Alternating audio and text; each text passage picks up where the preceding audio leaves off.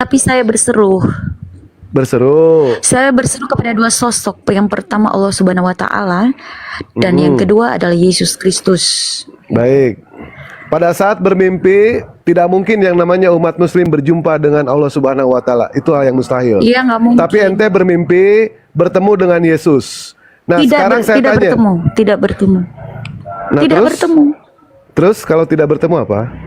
Saya berseru. Baik, berseru. Saya Setelah berseru. Terus. Ada pertolongan. Ada pertolongan. Baik, terus.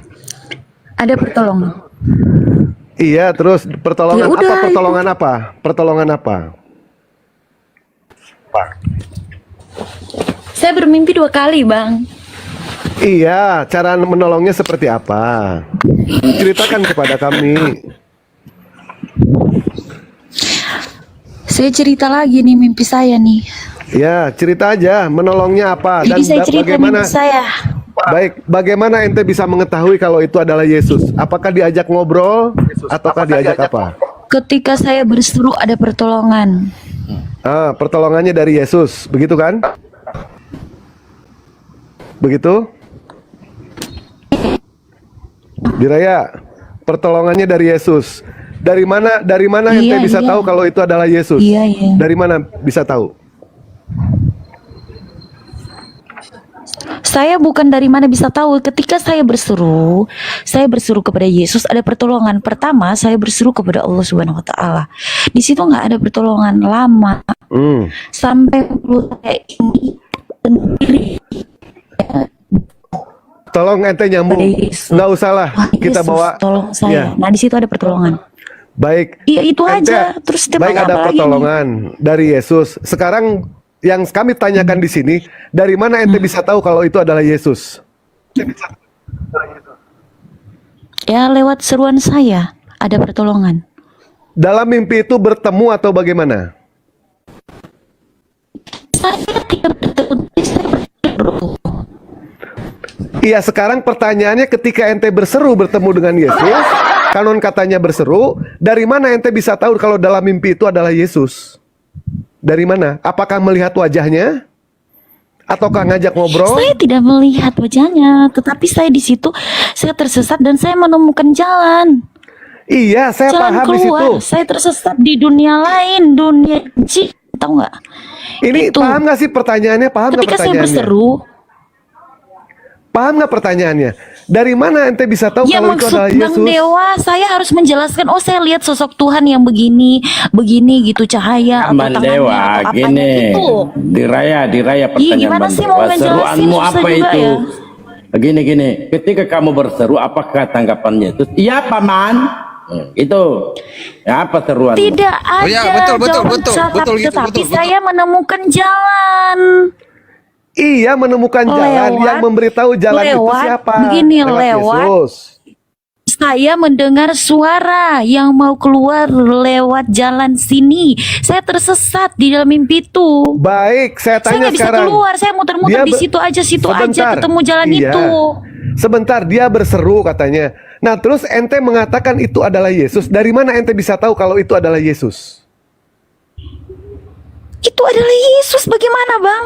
Saya berseru, Ngobrol saya atau nggak mendengar tidak? suara Yesus. Saya mendengar suara Iya. orang. Ngobrol Seperti atau tidak? seperti di masjid, terus seperti ada pengumuman kayak begitu ya, yang mau keluar lewat jalan sini begitu. Ketika saya berseru, Tuhan Yesus tolong saya. 2 kali saya berseru. Awal saya berseru itu, Yang saya tanya berseru di kepada Raya, Allah. yang saya tanya di sini, ente meyakini ketika ente tersesat ada orang yang berseru minta tolong kepada Yesus. Setelah itu datang Saya yang yang namanya berseru suara. sendiri loh, Bang, bukan Baik, orang. ente berseru sendiri. Terus dari mana ente bisa tahu kalau itu yang memberikan petunjuk adalah Yesus? Dari mana ente bisa Ya tahu? dari seruan saya. Ketika saya berseru, saya mendapat petunjuk. Hanya begitu saja. Pada saat Iya, itu, ketika ente betul. berseru, ternyata yang datang bukan Yesus. Ternyata yang datang adalah Brahma ataupun Siwa. Ente mau masuk Hindu? Oh enggak, tapi saya bisa keluar dari jalan sesat itu. Nah ini ya, Dan Tuhan sampai pilah ya, dan pas saya yang kaget kita subuh bingung. itu pas Baik. ajan Allahu Akbar itu Baik. di Baiklah. mimpi saya. Berarti ini sesuatu keimanan berdasarkan dari yang namanya mimpi, bukan berdasarkan dari yang namanya akal. Begitu ya. Karena yang namanya kita beriman itu bukan berdasarkan perasaan, bukan berdasarkan mimpi, Betul, tetapi bukan yang namanya berdasarkan mimpi sebentar atau dulu. apa, tetapi di saat- Sebentar dulu. Sebentar Oke, dulu. oke. Yang namanya beriman itu berdasarkan pada saat akal kita itu difungsikan. Karena kita tahu yang namanya mimpi itu bisa dikatakan sebagai bunga tidur, bisa dikatakan sebagai tipuan setan dan lain sebagainya. Dan kesaksian dari mimpi itu tidak bisa sama sekali dibenarkan dalam keimanan. Karena keimanan itu berdasarkan pada saat akal kita itu distabilkan. Itulah yang namanya keimanan. Iya, iya. Justru Oke, kemarin Bang. luar Oke. biasa. kalau Tidak apa-apa, misalkan Bang. ya, Tidak apa-apa. baik. Moderator Agak 1 menit. gantian, Moderator gantian. 1 menit. Sebentar dulu, agak pendeta. gantian Tidak, gini, Benda- gini. Kan Sebentar, Bang Bang Dewa Dabu. sudah Sebentar, Bang Dabu. bertanya. Sebentar. Tuh, tunggu Sebentar, dulu. Bang Dabu. Ah. Sebentar, Bang Dabu. Sebentar, 1 menit. Bang Dewa, ini pertanyaanku dijawab jangan pakai asumsi. Seandainya kalau aku mimpi dengan cewek yang paling cantik melebihi dari istriku, apakah aku harus meninggalkan istriku di jalan yang sesat? Tiba-tiba ada cewek begitu seksi yang cantik, apakah aku harus meninggal istriku? Itu yang perlu Bang Dewa jawab. Christian diam, kalau nggak saya turunkan. Dewa jawab. Tunggu dulu. Sabar. Iya, ya. terserah Abang. Kan Kalau kita Abang mau sudah turunkan mendengarkan saya, tidak apa-apa. kesaksian yang murtad ini. Coba kita sandingkan dengan kesaksian yang mantan Kristen. Masuk Islam. Yang mana yang masuk akal, yang mana yang mudah dipahami, al-hidayah atau diraya ini. Silakan Bang Al. Ketika Anda masuk Islam, kira-kira jangan-jangan juga kau mimpi juga ini. Silakan. Salam Pak Sebentar, Al. Diraya, nanti kita ngobrol berdua aja di Komal antara Mbak Diraya Oke, sama oke, Dewa Bang. ya. Oke. Nanti. Yo, Ya, jadi kita tidak bisa yang namanya keimanan itu berdasarkan mimpi, Mbak. Nggak bisa. Nanti kita ngobrol lagi. Dewa, terlepas Mbak Diraya mau kembali lagi ke Islam, itu hak Mbak Diraya. Terlepas Mbak Diraya masih dalam iman Kristen, kita pun tidak pernah memaksa. La ikraha fid din. Iya. Tidak ada pemaksaan di dalam ajaran agama Islam. Iya Ya. Bang Dewa ya, makasih ya. Baik. Oh Bang Faruk tuh, aku tadi cuman mau ngomong itu aja sih ya. Kalau ada yang mau menjelaskan, kasih kesempatan lah Bang. Rendah hati dikit lah Bang ya. Kasih kesempatan untuk orang lain yang menjelaskan. Nanti pikirnya begini Bang, di dalam otak Abang nanti. Bukan apakah Yesus itu pernah merendahkan dirinya dan mengosongkan dirinya, berakhir di tiang salib, Kak? Gak mau. Ya, kepada kalian gak mau merendahkan diri, mengosongkan diri. Coba kita paham ya tentang mimpinya tadi ya. Yang pertama, dia katakan dalam mimpinya dia tersesat. Seseorang yang menyatakan atau merasakan dirinya tersesat, ketika dia pernah berada di jalan itu dan dia tahu itu bukan jalannya, ya, dasar itu bisa kita merasakan diri kita sesat. Sementara itu dalam mimpi dia, itu kali pertama dia di mimpi itu. Kali pertama dia di jalan itu dalam mimpi itu. Yang kedua, ketika kita mau menyatakan suara seseorang, itu adalah seseorang. Contoh, kalau aku nggak pernah mendengar suara Bang Dewa, ketika aku mendengar suara, meskipun aku minta tolongnya ke Bang Dewa, ya, aku tak serta-merta mengatakan suara Bang Dewa. Bang Hidayat, noise Bang, tolong Bang. Aku tak serta-merta mengatakan suara itu suara Bang Dewa. Aku harus pernah dulu mendengar suara Bang Dewa, baru ketika aku mendengarkan kembali suara itu, aku tahu suara itu suara Bang Dewa. Yang jadi pirtinya ini, dari mana dia mengatakan itu adalah suara Yesus, sementara dia sendiri tak pernah bertemu sama Yesus, tak pernah mendengar suara Yesus secara langsung. Jadi kan gak mudah sekali mengkuliti mimpi itu yang penuh dengan kehaluan dan angan-angan belaka. Jangan nanti ketika kalian dengar suara aku, kalian bilang ini suaranya Pak Prabowo. Gak mungkin kan, karena kalian pernah mendengar suara Pak Prabowo. Dan suara Pak Prabowo dengan suara Bang Faru itu berbeda. Dari mana kau tahu itu suara Yesus, sementara kau tak pernah bertemu dan mendengar suara Yesus secara langsung? Apa tolak ukurnya kau katakan itu suara dan suara Yesus? Ya kan? Itulah makanya kesaksian para murtadin ini halu-halu Bang. Itu masih mending dia mimpi kayak gitu. Ada yang mimpi katanya Bang, bukan mimpi lagi, dalam penglihatan dia bawa jalan-jalan ke surga, ada lagi tuh Bang.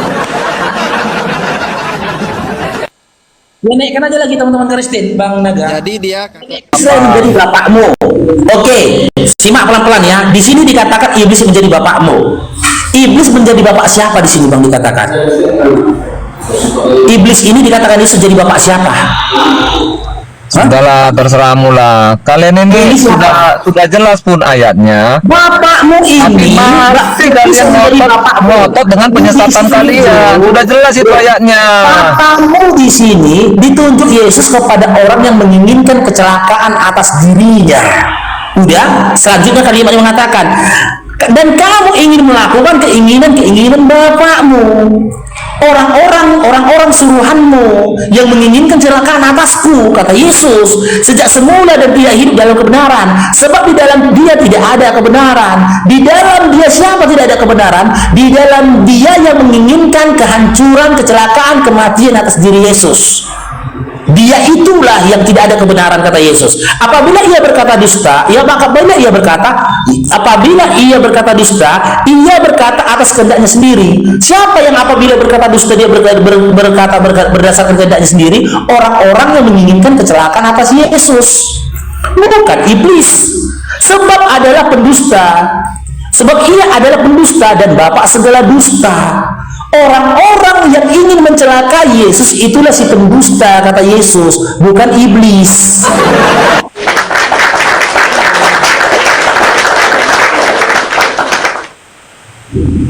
Pikir.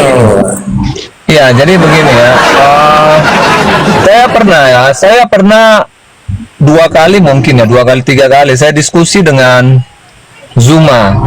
Jadi kalau Zuma, saya masih angkat topi dengan dia. Karena apa? Ketika ada yang saya sangkal sesuai dengan ayat itu, nanti paling ada yang menjajah tuh Bang. dia akan nanti dengan tema yang lain. Ya, jadi dia sudah mau melakukan pembodohannya terlalu kejam. Penjajah tuh Bang. Jadi saya jujur saya bilang saya masih respect dengan Zuman. Tetapi dirimu dialektika penjajah itu Bang. Dialektika penjajah itu Bang. Sudah jelas pun ayatnya, kok masih sangka lagi? Bisa Ini saya masuk coba. 1 menit, saya diam tadi. Bang Faruk, pernah nggak umat Muslim menafsir Bible itu? Kita bacakan sesuai dengan teks. Contohnya manusia kita berani menafsir jadi Yesus nggak? Karena tulisan manusia.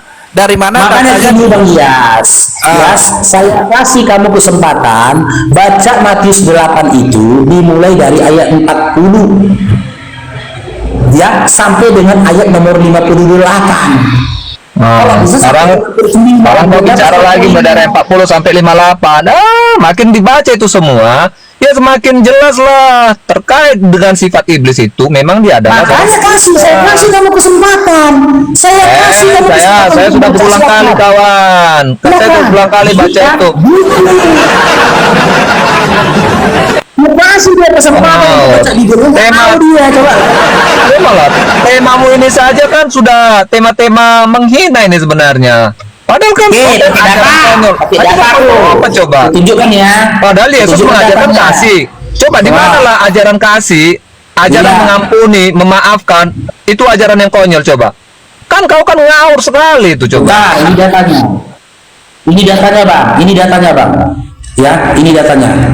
Apalagi yang mau kau tafsir lagi, Faruk? Enggak tafsir, ini baca Bang. Ini. Nih. Data Bang. Yang pertama, perintah untuk mencuri di ladang orang lain. Konyol enggak? Kalian diperintahkan untuk curi di ladang orang lain. Ulangan 23 nomor 24. Apabila engkau melalui kebun anggur sesamamu, engkau boleh makan buah anggur sepuas hatimu, tetapi tidak boleh kau masukkan ke dalam bungkusanmu. Tumpur orang Bang, nggak jadi panen. Itu ada maknanya itu. Kalau dibaca satu perintah, wah tidak ada namanya tumpur itu kamu lagi dari awal sampai semua ayat kau bikin dengan tafsiran sesatmu. Faruk. Aku nggak tafsir Bang, aku baca iya, aku baca. Benar ya, aku nggak membaca. Tidak ada kata-kata aku keluar di luar itu dari kan ada ayat sebelum dan ayat sesudahnya sehingga kita bisa menyimpulkannya. sesamamu yang belum dituai, engkau boleh memetik bulir-bulirnya dengan tanganmu, tetapi sabit tidak boleh kau ayunkan kepada gandum sesamamu. Yang kedua, perintah untuk meminum minuman keras. Amsal 31 nomor 6. Berikanlah minuman keras itu kepada orang yang akan binasa, dan anggur itu kepada orang susah hati. Konyol nggak? Konyol. Minta memakan roti yang dibakar di atas tai. YSK 4 nomor 12. Makanlah roti itu seperti roti jelai yang dibundar, dan engkau harus membakarnya di atas kotoran manusia yang sudah kering di hadapan mereka. Konyol nggak? Konyol. Apa lagi? Itu ada maknanya itu. Jadi nggak usah bahasanya saya. Ini telanjang depan umum, Bang. Yesaya 20 nomor 2. Pada waktu itu berfirmanlah Tuhan melalui Yesaya bin Amos, firman-Nya, pergilah dan bukalah kain kabung dari pinggangmu dan tinggalkanlah kasut dan kakimu. Ia pun berbuat demikian, maka berjalan ia telanjang dan tidak berkasut. Konyol nggak? Konyol. Ayat 3-nya Yesaya 20 nomor 3. Berfirmanlah Tuhan, seperti hamba-Ku Yesaya berjalan telanjang dan tidak berkasut 3 tahun lamanya, sebagai tanda dan alamat terhadap Mesir dan terhadap Ethiopia. Konyol nggak? Konyol. Semua kita sudah bahas itu baru. Perintah untuk membunuh berita tanpa belas kasihan. Bukan seperti itu tafsirannya itu. Jadi pergilah. Aku nggak nafsir, Bang. Aku cuma membaca, Bang. Bang Faruk membaca, Le. Enggak ada. Dibaca ada di Jadi Itu kan ada kayak sebelum dan sesudahnya, itu satu kesatuan. Lalu ada bisa dapat pesan rohaninya apa? Bunuhlah semuanya, laki-laki maupun perempuan, anak-anak maupun anak-anak yang menyusui, lembu maupun domba, unta maupun keledai. Konyol nggak? Konyol. Perintah untuk memberitakan Injil kepada segala makhluk, termasuk binatang. Lalu ia berkata kepada mereka, pergilah ke seluruh dunia, beritakanlah Injil kepada seluruh makhluk. Anda diperintahkan untuk memberitakan Injil kepada seluruh makhluk. Kodok, buaya, biawak, dinosaurus. Konyol nggak? Konyol. Perintah untuk memakan segala tumbuh-tumbuhan berbiji, baik yang beracun maupun yang tidak beracun. Kejadian 1 nomor 29. Berfirman Tuhan, lihatlah aku memberikan kepadamu segala tumbuh-tumbuhan yang berbiji di seluruh bumi dan segala pohon-pohonan yang buahnya berbiji, itulah akan menjadi makananmu. Konyol nggak makan racun? Konyol. Perintah tentang larangan memeriksa makanan yang dimakan, entah sehat atau tidak sehat. 1 Korintus 10 nomor 25. Kamu boleh makan segala sesuatu yang dijual di pasar daging tanpa mengadakan pemeriksaan karena keberatan hati nurani. Konyol. Apa ini? Banyak ayat-ayat konyolnya. Bukan aku yang bilang konyol. Konyol nggak? Konyol nggak, Yas? Konyol. Kami hanya membaca, Bang Faruk, ya, ingat membaca, tidak pernah menafsirkan, ya. Lanjut. Coba buka dulu, Bang. Tirmizi 1375 coba. Coba Abang tolong artikan dulu itu. Tirmizi 1375. Sepakat dulu, konyol kan? Ada dasarnya kan, aku bilang ajaran kan. Ya, iya, konyol dengan Ada dasarnya. kemampuan akalmu yang rendah. Iya, konyol sesuai dengan akalmu yang rendah. Coba Tirmizi. Coba Tirmizi 1375, Bang. Coba Tirmizi 1375. Boleh kita buka, tapi pengakuan Ya. ini dulu. Mendasar enggak? Jawab dulu. Ajaran Kristen konyol. Kau disuruh makan tai Sudah. sama minum kucing. Itu bukan disuruh makan tai itu. Itu kau menyesatkan, itu bukan disuruh makan tai. Oke, ini ayatnya lagi. Itu kan bukan seluruh umat, itu umat-umat tertentu. Nanti kau bilang lagi alamu suruh membunuh semua manusia. Itu kan ada maknanya semuanya itu. Kenapa harus disuruh membunuh? Kenapa harus mereka itu? Itu kan merekanya yang disuruh, bukan kepada seluruh umat manusia. Kamu mikirlah untuk terkait dengan ayat itu.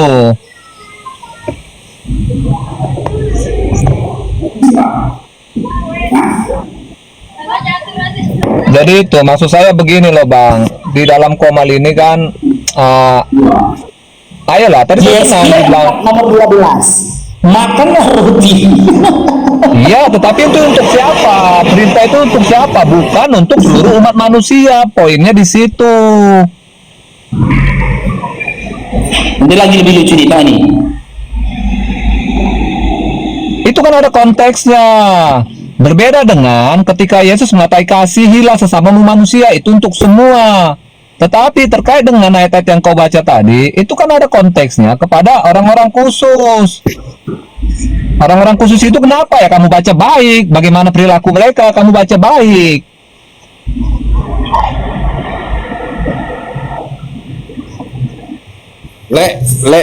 Yang Le bilang Kristen ajaran kasih. Aku panggil istrinya aja udah mau ditampar. Padahal kan ajaran kasih. Ku panggil istrinya, halo sayang, ku panggil kan. Mau ditampar muncungku. Kalau Le bilang ajaran kasih, mana ajaran kasihnya keluar? Nah, Kau bisa bedakan enggak sih sayang dengan kau panggil istri orang sayang? Itu kan masih untung kau kena tabok. Harusnya itu kau kena cincang di situ. Istri orang kau panggil sayang. Bang. itu bukan ajaran kasih. Lebih baca lagi, Bang. Tuhan mengacungkan tangan, coba lo, Yesaya 5 nomor 25. Sebab itu bangkitlah murka Tuhan terhadap umatnya, diacungkannya tangannya terhadap mereka, dan dipukulkannya mereka ke barat. Baru bilang ajaran kasih itu mengacungkan tangan, dipukulnya orang, Bang. Bang, kau juga dengar, Bang. Mayat-mayat mereka akan seperti kotoran di tengah jalan. Sekalipun semuanya ini terjadi, murkanya belum surut dan tangannya masih teracung. Teracung sampai sekarang tangan Tuhanmu. Sampai sekarang masih teracung ini. Dan tangannya masih teracung. Itulah penggeraman Tuhan Allah kepada orang-orang yang tidak melakukan segala perintahnya. Nih, Kamu tidak mengakui ya kisah Nuh. Itu kisah Nuh itu lebih ngeri lagi loh, karena amarahnya Tuhan. Kamu kan mengakui kisahnya Nuh kan? Coba hanya berapa orang yang hidup, hanya keluarganya Nuh yang hidup tuh. Orang manusia dan bakarlah rotimu di atasnya. Bakar roti di atas kayu manusia celah. Maksudnya kayak mana nih, Bang? Yeskiel 4:15 ini, Bang. Maksudnya kayak mana, Bang? Kamu saja tadi dengan kalimat yang sederhana saja kok nggak bisa nyampe akalmu.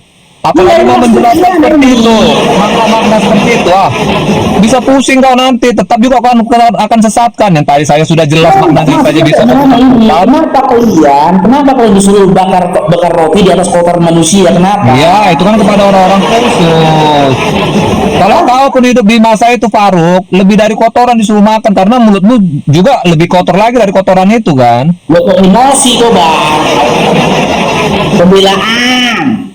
Ini habis kau Maliaki 2:3 ini. Habis kau dari tadi kau suka sekali menafsirkan sesuai dengan pemahamanmu. Ini lebih beri lagi. Tuhan memegang kotoran. Maliaki 2:3. Tuhan memegang kotoran. Sesungguhnya aku akan mematahkan lenganmu dan melemparkan kotoran ke mukamu, katanya. Yakni kotoran korban dari hari rayamu, dan orang akan menyeretmu ke dalam kotoran itu. Tengok ini. Tuhan melempar kotoran ke mukamu. Bagaimana cara Tuhan melempar kotoran ke mukamu? Dengan cara megang kotoran. Bagaimana kau menjelaskan ini, Bang? Untuk penjelasannya itu dibaca supaya tahu, karena ayat-ayat dalam Alkitab itu juga kan ada makna-makna alegoris, kiasan. Jelaskanlah maknanya. Apa maknanya Tuhan memegang? Tadi berbicara tentang iblis adalah bapa segala dosa saja, kok bisa putar-putar bicara, Bang? Apa maknanya? Yang tertulis dalam Maliaki 2:3 itu. Apa nanti Tuhan melempar kotoran ke mukamu. Ya itulah. Maknanya apa? Silakan. Maknanya itulah kegeraman Tuhan kepada mereka yang dimaksud di dalam ayat itu. Jadi amarah Tuhan itu bisa macam-macam, bisa langsung dia mencabut nyawanya dengan dipukul, ketika Tuhan geram, dilemparkannya kotoran ke muka orang, gitu. Ya itu artinya dia kan nggak menerima persembahan itu. Karena apa? Itu kan coba kamu baca, karena apa dia nggak menerima persembahan itu? Pasti karena Bang, dia tidak menerima persembahan kan? itu. Taunya kan? Dia tidak menerima bicara. Dia nggak menerima sesembahan itu, Bang. Iya. Bang, ya aku bilang ya. Dia tidak menerima sesembahan itu hingga dia melemparkan kotoran ke muka orang itu, betul? Bacalah. Yang pasti Iya, bukan. itu yang tertulis, Bang. Betulnya. Iya, maksudnya jadi baca pertanyaan, penuh. ketika Tuhan Baca melempar penuh, Bang. kotoran, ketika Tuhan mau melempar kotoran ke muka orang, berarti tangannya megang kotoran nggak, Bang? Ah, terserahmu lah. Karena kau nggak mau baca satu perikop penuh ya. Udah, abang baca Maleakhi 2 dari nomor 1 sampai sesukamu, silakan. Dengar, Dari silakan. tadi. Dari tadi kau saja yang Silakan. bertanya. Sudahlah, aku Baca tulis, Bang. Maleakhi 2 dari nomor 1 sampai seterusnya. Enggak, Ada aku nggak tulis. bilang kata-kata kok Tuhan memegang kotoran itu, silakan. Enggak lah, ada. Baca saja, Bang. Aku turunlah dulu, Bang. Ada masih urusanku ya. Jijik kan, Kalau- jijik. Santai aja, Le. Itu kan mau langsung offline. Iya, mau di jijik itu semua tadi jijik. Enggaknya aja. Memang baru mereka tidak bisa lari dari ayat-ayat itu karena kita tidak pernah menafsirkan kan. Itu tidak pernah menafsirkan. Aku cari dulu walaupun si Langkap ini Kristen nih nggak bisa diskusi dia apa mau kurang pintar dia mendengar aja. Aku cari dulu ya.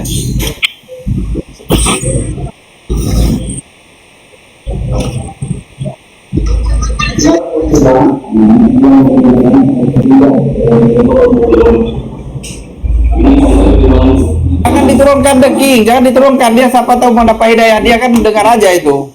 Si Langkah yang dari perbatasan Malaysia itu. Naikkan lagi kalau ada dia. Naikkan lagi hotel lain The King. Wifi ku lelet.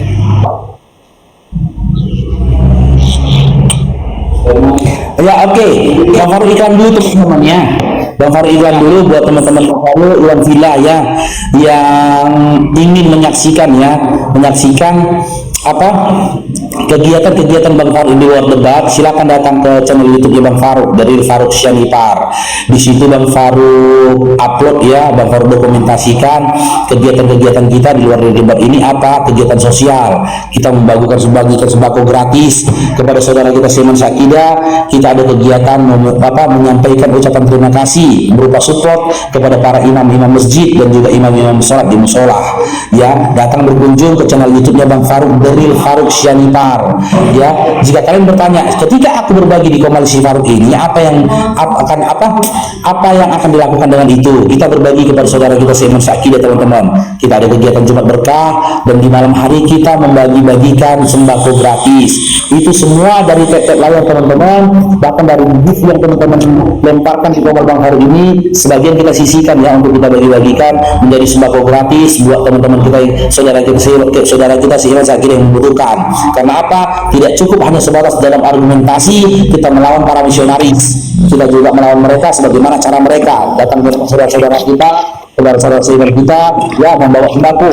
Kita pun datang ke rumah saudara seiman tidak kita ya kesulitan ekonomi, kita membawakan sembako. Dan jika ada teman yang ingin bersedekah ataupun berinfak, masya Allah, setelah mereka jazakallah khair, yang ingin bersedekah ya berinfak secara pribadi boleh ke Bang Faru. Kalian yang menentukan pun boleh. Contoh ya, ada Bang Fulan bin Fulan misalkan ya, Bang Faruk contoh ini, kalian memberi Bang Faruk challenge nih, Bang Faruk aku transfer samamu misalkan 500.000, tolong dibagi-bagikan ke tukang ojek. Saya bagikan 500.000 ke tukang ojek, Rp1 pun gak akan saya ambil. Tolong diberikan sembako, dibagikan untuk Medan di daerah timur misalkan. Saya akan belikan sembako, saya bagikan ke daerah Medan, bagian timur ya, kepada saudara-saudara kita yang membutuhkan. Atau tolong dibagi-bagikan kepada saudara-saudara kita yang ada misalkan di daerah Medan atau di mana, terserah kalian, boleh. Jadi Bang Faru di sini ya untuk memudahkan urusan kalian ketika kalian ingin berbagi atau bersedekah, tidak harus kepada saya tetapi saudara kita yang seiman seakidah ya, gitu teman-teman ya. Boleh silahkan datang ke channel YouTube Bang Faruk dari Faruk Syanipar 44. Malam Bang Faruk, malam penontonnya banyak ya, 1.000 lebih orang nonton semalam, ya, itu termasuk banyak nonton, yang reaction itu, 1.000 lebih penontonnya. Oke, Kio, selamat siang, agama apa? Kio. Oke, tidak ada. Diet apa ini? Diet apa diet ini? Diet. Diet. Diet. Profilnya bakso nih ya. Apa nih, bakso atau batu? Buka Bib, undang Bib, silakan buka. Diet. Diet.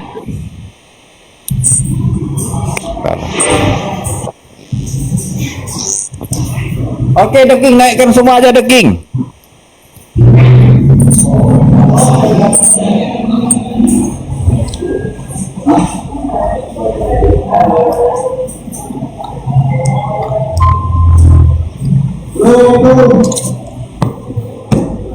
Naikkan aja semua. Mana tahu ada yang mau beli madu kan? Naikkan aja semua. Sebelum baru sholat zuhur, naikkan aja dulu semua. Satu-satu kita sapa The King. Naikkan aja satu-satu. Sebelum baru zuhur. Oke, Bang Putra Minang. Selamat bergabung Bang Putra Minang. Putra Minang. Halo, Bang Putra Minang. Ya, halo, assalamualaikum bang.